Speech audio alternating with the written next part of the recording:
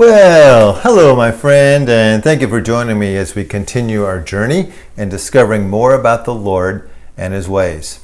So we've been at the burning bush for a few of our devotional times together in a little mini-series. Now I want to fast forward Moses' journey with the Lord a little further in time as we get away from the burning bush. We go past the miracles of Egypt, we go past the departure from Egypt, and we go to the wilderness wandering. And during that time, we get this extraordinary verse in Exodus chapter 33, verse 11, that gives us a portrait of God as our personal confidant. Take a look at it. Thus the Lord used to speak to Moses face to face, just as a man speaks to his friend. Do you realize the Lord wants to speak that intimately with you? He wants you to be able to be that confident and peaceful and trusting with Him that you can talk to Him as if you're talking to a buddy face to face. Well, as we grow in the Lord, that's exactly what He desires. And to give you a feel of that, let me just take you to one of the hardest decisions I ever had to make in my life. I did a replant here in Fort Myers, where I still live, and it was 24 people, no land, no building, and we had the pleasure of growing it up and seeing God do some amazing things. But toward the end of that 23 years, I was struggling.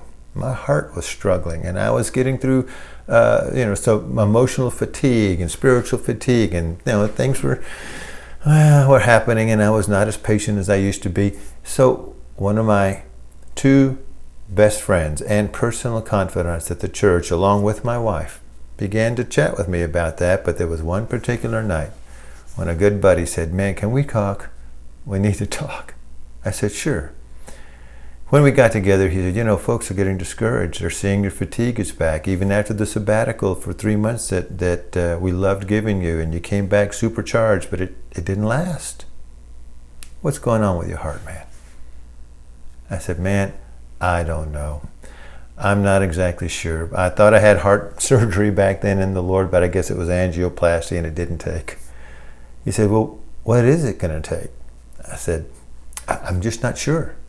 But you know me. Let's gather the rest of the elders. We got to talk exit strategy as an option. Maybe it's time for me to go." He said, No, nobody's talking about that. We just want you to get better." I said, "No, but I'm talking about that." And then he said, "Well, what would you do?" I said, well, I do what I do. First I do this, and then I do that, then I do this.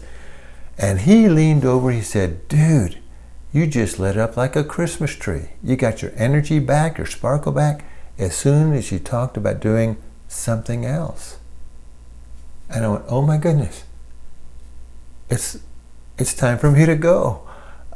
He said, "What?" I said, No, it's time for me to go. Yeah, my wife's been talking with me about it, and I'll confirm it tomorrow because she too is my personal confidant, but it's time to go. And that's how I sensed the Lord's timing, that it was time to go to a new assignment.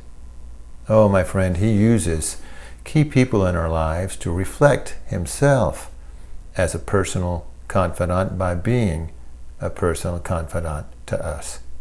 To look for those folks and listen for that deeper kind of whisper of God.